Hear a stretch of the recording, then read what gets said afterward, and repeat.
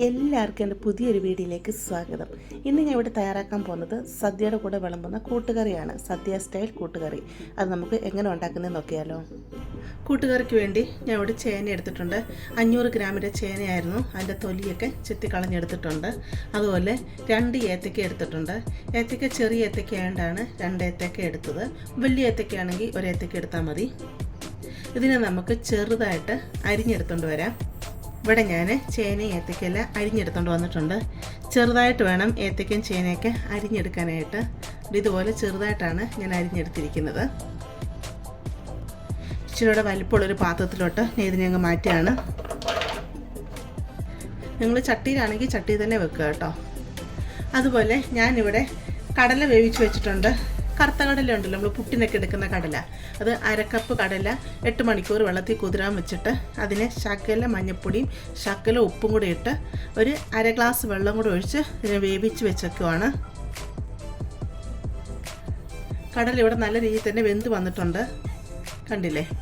ഇതിൽ വെള്ളം കുറച്ചേ ഉള്ളൂ, ആ വെള്ളം അവിടെ ഇരിക്കട്ടെ. ഇത് മാറ്റി വെക്കാം. ചേനയും ഏത്തക്കയിലോട്ട് 1 ടീസ്പൂൺ കാശ്മീരി ചില്ലി പൗഡർ ഇട്ട് കൊടുക്കാം. 1/2 ടീസ്പൂൺ മഞ്ഞൾപ്പൊടി, 1 ടീസ്പൂൺ കുരുമുളക് പൊടി, ആവശ്യത്തിനുള്ള ഉപ്പ്, 2 തണ്ട് കറിവേപ്പില, 2 ടേബിൾ സ്പൂൺ വെളിച്ചെണ്ണ. ഇതിൽ വെളിച്ചെണ്ണയിൽ ഇത് വേവിച്ചെടുക്കുക പ്രത്യേക ഒരു ടേസ്റ്റാണ് കേട്ടോ. 1/2 ഗ്ലാസ് വെള്ളം. നല്ലതായിട്ട് ഇളക്കി ഇതിനെ മിക്സ് ചെയ്യാം. ഇപ്പം ഞങ്ങൾക്ക് ഗൾഫിൽ കിട്ടുന്ന ചേന എന്ന് പറഞ്ഞാൽ ഒട്ടും വേവില്ലാത്തതാണ്. ആവി കയറുമ്പോൾ തന്നെ ചേന നല്ലതായിട്ട് വേകും. അതുപോലെ ഏത്തയ്ക്കും വലിയ വേവില്ല. ഇപ്പോൾ നാട്ടിലേക്ക് കിട്ടുന്ന ചേനയ്ക്ക് വേവ് കൂടുതലാണെന്നുണ്ടെങ്കിൽ ആദ്യം നിങ്ങൾ ചേന പകുതി വരെ ഒന്ന് വേവിച്ചെടുക്കണം. വേവിച്ചെടുത്തിട്ട് പിന്നെ അതിലോട്ട് ഏത്തയ്ക്ക ഇട്ടിട്ട് വേവിച്ചെടുക്കുക കേട്ടോ. ഇത് നമുക്ക് അടച്ചു വെക്കാം. നല്ലതായിട്ട് തിളച്ച് കഴിയുമ്പോൾ തീ കുറച്ച് വെക്കുക.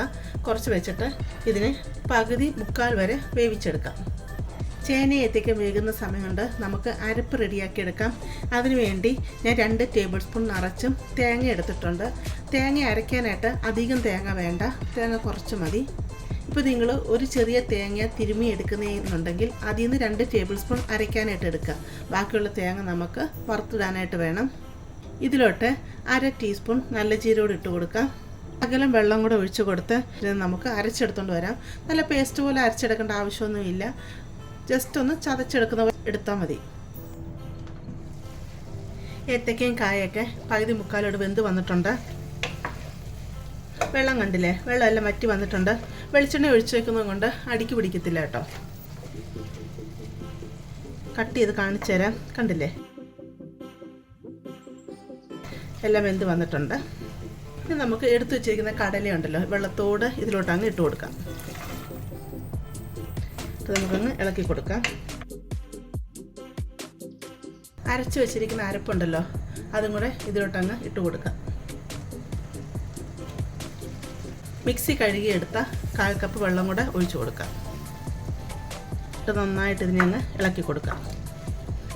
മിക്ക ആൾക്കാരും കൂട്ടുകറിക്ക് ശർക്കര ഇട്ട് കൊടുക്കാറുണ്ട്. ഞാൻ സാറിന് ഇട്ട് കൊടുക്കാറില്ല. ശർക്കര ഇടാൻ താല്പര്യമുള്ളവർക്ക് ഒരു ചെറിയൊരു കഷ്ണം ശർക്കര ഈ സമയത്ത് ഇതിലോട്ട് ഇട്ട് കൊടുക്കാം കേട്ടോ. ഉപ്പ് കുറവാണ്, ശകലം ഉപ്പൂടെ ഇട്ട് കൊടുക്കുകയാണേ. ഉപ്പൂടെ ചേർത്ത് നല്ലതായിട്ട് ഇളക്കി കൊടുക്കാം. ഇനി നമുക്കിതിനെ അടച്ച് വെച്ച് ഒരു 5 മിനിറ്റോടെ വേവിച്ചെടുക്കാം. കടലയും ഇതെല്ലാം കൂടെ ഒന്നിച്ച് കിടന്ന് നല്ലൊന്ന് വെന്ത് വരണം. ഇപ്പോൾ നല്ലതായിട്ട് തിളച്ച് കഴിയുമ്പോൾ തീ മീഡിയത്തിലിട്ട് ഒരു 5 മിനിറ്റ് വേവിച്ചെടുക്കാം. കൂട്ടുകറി ഇവിടെ റെഡിയായിട്ട് വന്നിട്ടുണ്ട്. നല്ലതായിട്ട് കടലയും ചേനയും ഏത്തയ്ക്കെല്ലാം വെന്ത് വന്നിട്ടുണ്ട്. കണ്ടോ, ഇങ്ങനെ ഉടയ്ക്കുമ്പോൾ ഉടഞ്ഞു വരും. ആ രീതി നല്ലതായിട്ട് തന്നെ ഇത് വെന്ത് വന്നിട്ടുണ്ട്. കൂട്ടുകറി എന്ന് പറയുമ്പോൾ ഇങ്ങനെ കുഴഞ്ഞിരിക്കുന്നത് കേട്ടോ, ഇങ്ങനെ ലൂസായിട്ടിരിക്കുന്ന കറിയല്ല.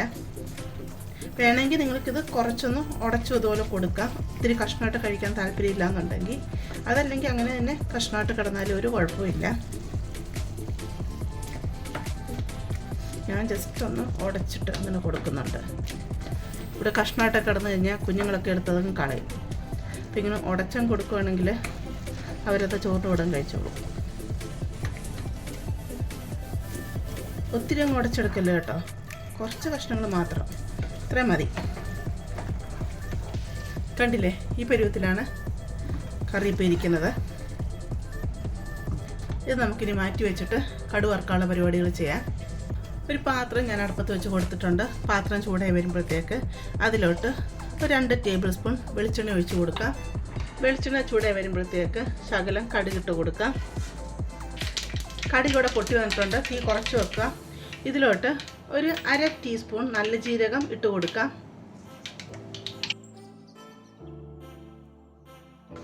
നിങ്ങൾക്ക് ഉഴുന്നുപരിപ്പ് ഇട്ട് കൊടുക്കാൻ ഇഷ്ടമാണെന്നുണ്ടെങ്കിൽ 1 ടേബിൾ സ്പൂൺ ഉഴുന്നുപരിപ്പ് ഇതിലോട്ട് ഇട്ട് കൊടുക്കാം ഈ സമയത്ത്. എന്നിട്ട് അതൊന്ന് ഫ്രൈ ആയി വരുന്ന സമയത്ത് 2 വറ്റൽമുളക് ഇട്ട് കൊടുക്കാം. 2 തണ്ട് കറിവേപ്പില ഇട്ട് കൊടുക്കാം.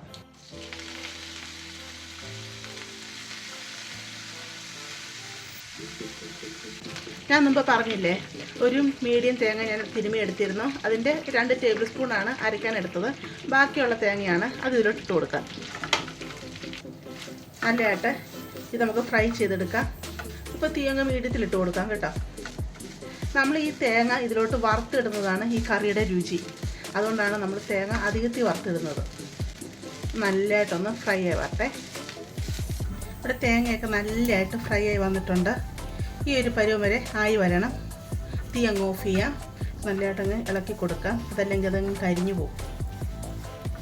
ഇത് നമുക്ക് കൂട്ടുകറിലോട്ടങ്ങ് ഇട്ട് കൊടുക്കാം.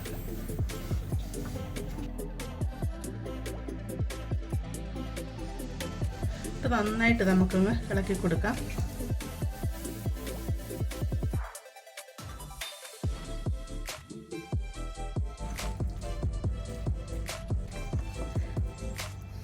അങ്ങനെ സദ്യ സ്പെഷ്യൽ കൂട്ടുകറി ഇവിടെ റെഡി ആയിട്ടുണ്ട്. നല്ല ടേസ്റ്റാണ്. നിങ്ങളെല്ലാം ഓണത്തിന് തയ്യാറാക്കി നോക്കുക. കൂട്ടുകറി എന്ന് പറയുമ്പോൾ ഈ രീതിയിലാണ് ഇരിക്കേണ്ടത് കേട്ടോ. നിങ്ങൾക്കിത് ഇഷ്ടപ്പെടുവാണെങ്കിൽ ചാനലൊന്ന് സബ്സ്ക്രൈബ് ചെയ്ത് സപ്പോർട്ട് ചെയ്യണം കേട്ടോ. അതുകൊണ്ട് നിങ്ങൾ ലൈക്ക് ചെയ്യണം. നിങ്ങളുടെ ഫാമിലിയിലോട്ടും ഫ്രണ്ട്സിലോട്ടൊക്കെ ഇതൊന്ന് ഷെയർ ചെയ്ത് കൊടുക്കണേ. നമുക്കിനി ഒരു പുതിയ വീഡിയോ ആയിട്ട് അടുത്ത ദിവസം കാണാം.